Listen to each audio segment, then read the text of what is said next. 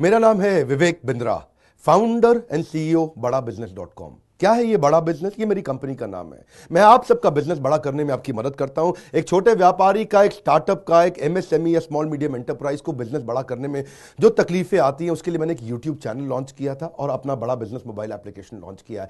आपको जान के खुशी होगी, आज दुनिया का most subscribed entrepreneurship YouTube channel, world का नंबर 1 बन। आज मैंने देखा कि एक व्यापारी को तकलीफ आती है कि उसको बिजनेस बड़ा तो करना चाहता है पर जानता नहीं, उसके पास जानकारी नहीं है। इसके लिए मैंने कई affordable problem solving short term courses launch. आपने मुझे अपनी नीड, इंटरेस्ट, कंसर्न, एक्सपेक्टेशन बताए। वर्किंग कैपिटल एक बहुत बड़ी तकलीफ है। क्या है वर्किंग कैपिटल? पहले इसको जरा समझते हैं कि बिजनेस फेल क्यों हो जाता है। देखिए, पहली चीज, अगर आपको कैश मैनेज नहीं करना आया अपने बिजनेस में, आप day to day operations manage नहीं कर पाएंगे। आपकी इन्वेंट्री और इक्विपमेंट पे अगर आपको और पैसा लगाना है, आप नहीं कर पाएंगे। नया प्रोडक्ट नहीं खरीद कर पाएंगे और पैसा कलेक्शन में ध्यान चला जाएगा।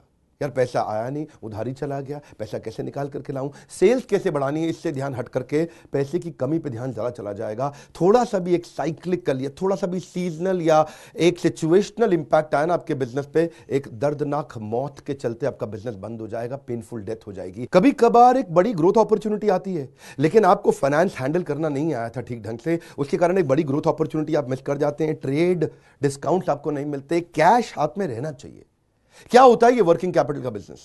देखिए, ये ऐसा बिजनेस है, इसकी एक ऐसी स्ट्रैटेजी अगर आप सीख गए तो पीछे से आने वाले सप्लायर के पैसे पे ही आप बिजनेस कर जाएंगे। आपको अपना पैसा ही नहीं लगाना पड़ेगा, चाहे आप प्रोडक्ट में हैं या सर्विस में हैं। कैश मैनेज करना आना चाहिए, नहीं तो आपकी फाइनेंशियल रेपुटेशन खत्म हो जाएगी और हो सकता है कि जिनको आपने उधार देना है वो एनसीएलटी जाके आपका वाइंडिंग अप पटिशन डाल के धंधे को खत्म कर देंगे।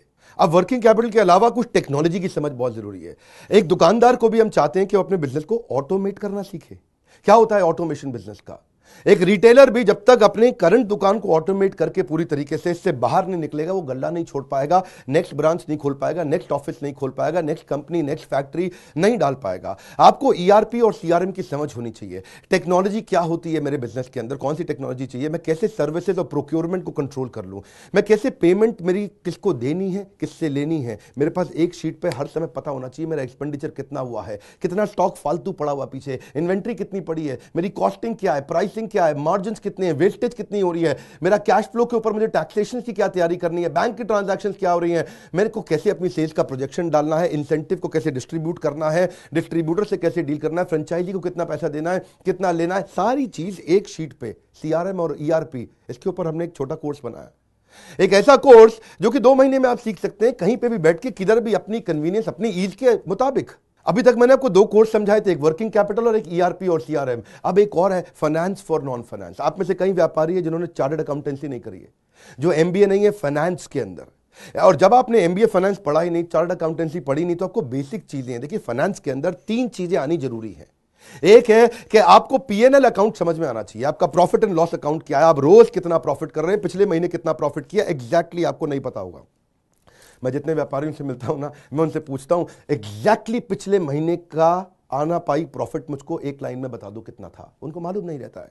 दूसरी चीज, बैलेंस शीट समझ में नहीं आती कि बैलेंस शीट बनती कैसे, समझनी कैसे है, उसका मेरी बिजनेस में क्या इंपैक्ट है। और तीसरी चीज, cash flow statement. Profit and loss अलग होता है, कैश फ्लो स्टेटमेंट अलग होता है। कैश फ्लो हो सकता है आपके बुक्स में प्रॉफिट हो लेकिन हाथ में कैश ना हो सकता है आपके हाथ में कैश हो लेकिन बुक्स में प्रॉफिट ना हो। ये दोनों बिल्कुल अलग अलग चीजें हैं। तो आपको profit and loss account, balance sheet और कैश फ्लो स्टेटमेंट, ये तीनों क्या आपको समझनी जरूरी है? अरे हर व्यापारी को समझनी जरूरी है। आपको, आपके लिए हमने इस प्रोग्राम को बनाया जिससे आप अपनी कॉस्ट ऑफ बोरोइंग को समझ सकते हो कि मार्केट से जो पैसा ले रहे हो वो कितने रुपए का पड़ रहा है, उसका बिजनेस पे कितना इंपैक्ट आ रहा है। अगर आपकी कॉस्टिंग ठीक नहीं है, प्राइसिंग कभी ठीक नहीं हो सकती। कॉस्टिंग क्या होती है?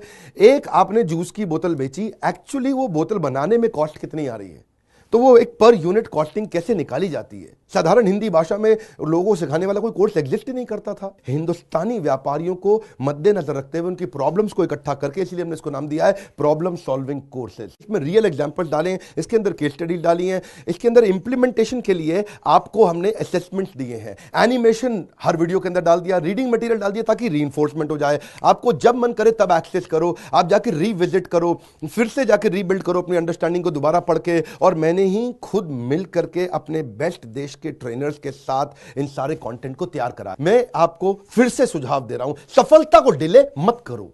यही गलती कर रहे हो आप। अभी आप फोन नहीं करोगे, आपको लगा अच्छा लगा, बात करनी चाहिए, मेरे काम आ सकता है, अरे करनी चाहिए तो करो, अभी करो। हाँ, आप अपनी सफलता को डिले मत करिए।